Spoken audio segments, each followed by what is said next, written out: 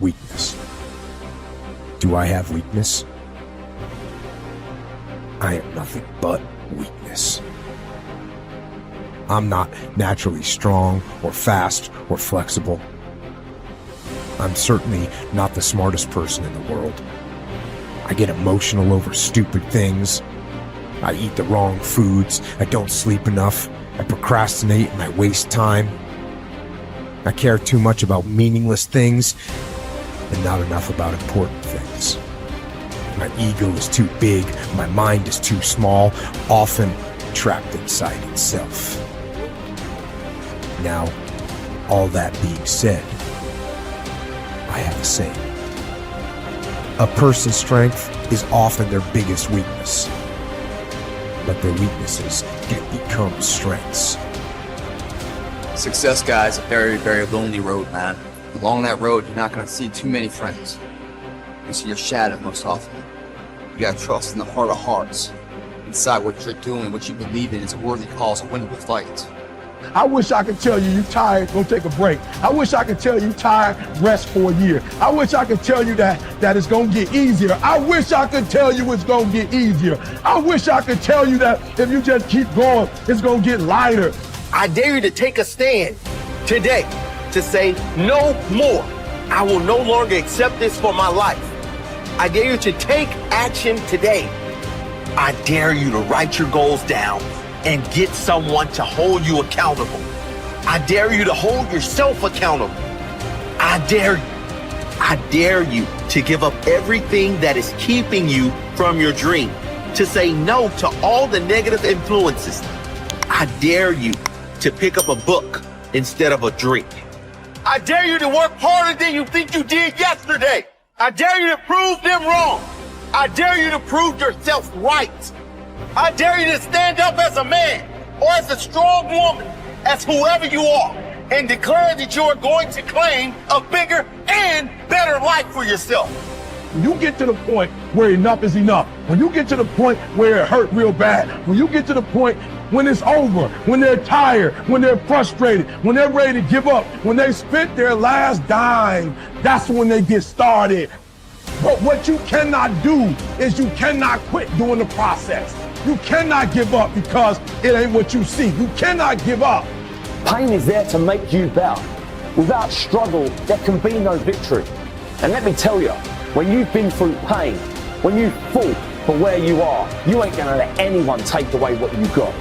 When you've earned it and paid your dues and suffered and failed, been hurt and been down, and you get back up, when pain and struggle comes to face you again, you look it in the face and stand it down.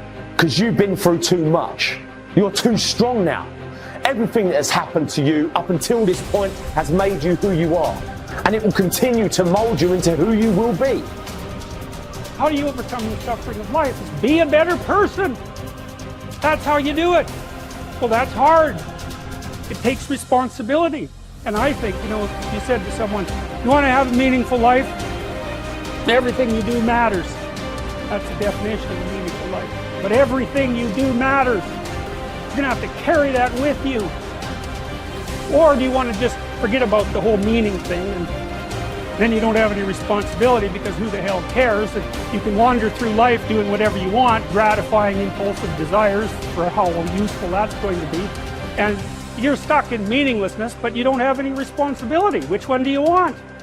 Well, ask yourself, which one are you pursuing?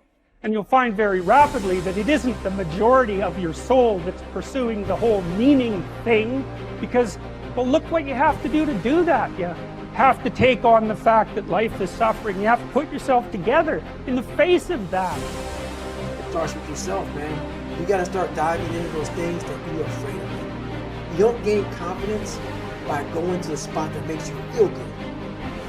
It's gonna be a false reality. And the second life gives you that challenge, all you want to do is go back to what made you confidence, or what gave you confidence, is that happy spot. What gives you confidence, what gave me confidence, was spending years at a kitchen table trying to learn how to read and write on my own. Realizing I can't learn the way you learn. I can't, but I can learn. What gives you confidence is not being afraid. It's overcoming the fear. I used to stutter severely bad. So right now, I don't know how many people are going to watch this. You know what gives me confidence? Is knowing I no longer care if I sit here and start stuttering anymore. That's what gives me confidence, is facing these things, overcoming them. And maybe not overcoming them every day, but facing them. And facing them, facing them. Pretty soon like this, oh man, this is where it's at. It's not in that comfort zone. It's in the discomfort zone is where my confidence is getting built. That's where it's getting built. But people want they want an easier answer. There has to be an easier way. It's not. I'm sorry. I searched for it my entire life. I did. I lied. I did everything. And I still felt empty. I walk around with a backpack with all my stuff with no car. And I walk around happiest person in the world. Have nothing. Happy as hell. It's because I found out the whole key to life. It's not in all that. Have to face yourself. So many people live to be 100 years old and they die miserable, having everything, because they never examine. I call it my live autopsy. You never examine this.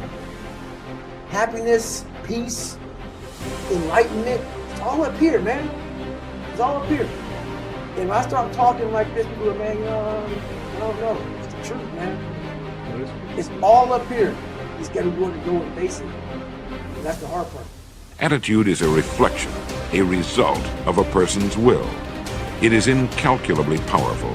It can bring about marvelous results for us, but we need to train it patiently, day by day. Now let's talk about the attitudes of people who are successful. The top 5% of the people who go sailing through life from one success to another and who, even when they fail at something, shrug it off and head right out again. No matter who the person is or what he does, men and women in sales, business executives, people in all the professions, wives and mothers, students, top people in the armed forces, public servants, men and women in the service of religion, working men and women in all fields of endeavor. Wherever you find a person doing an outstanding job and getting outstanding results, you will find a person with the right kind of attitude. These people take the attitude toward themselves that they can accomplish what they set out to accomplish, that there's no good reason on earth why they can't be competent, successful. They have a healthy attitude toward themselves and, as a result, toward life and the things they want to accomplish. And because of this, they achieve some remarkable things, and they come to be called successful, outstanding, brilliant, lucky, and a lot of other things. They're quite frequently no more brilliant or outstanding than the majority of the people by whom they're surrounded.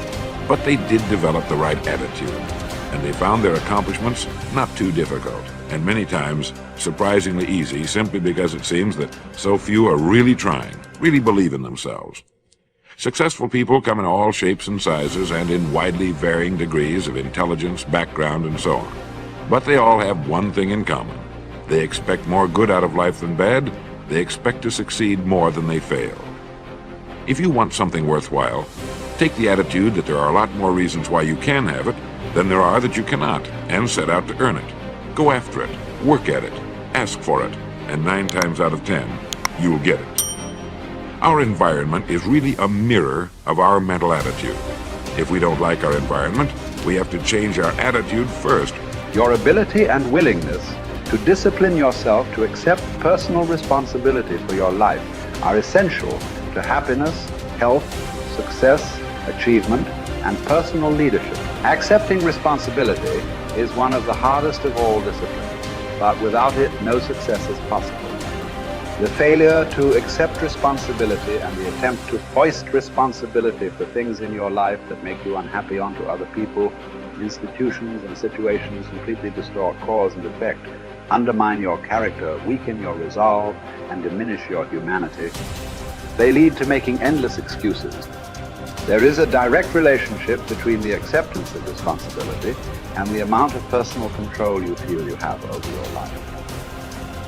This means that the more you accept responsibility, the greater sense of control you experience. There is also a direct relationship between the amount of control you feel you have and how positive you feel. The more you feel that you have a high sense of control in the important areas of your life, the more positive and happy you are in everything you do. When you accept responsibility, you feel strong, powerful, and purposeful. Accepting responsibility eliminates the negative emotions that rob you of happiness and contentment.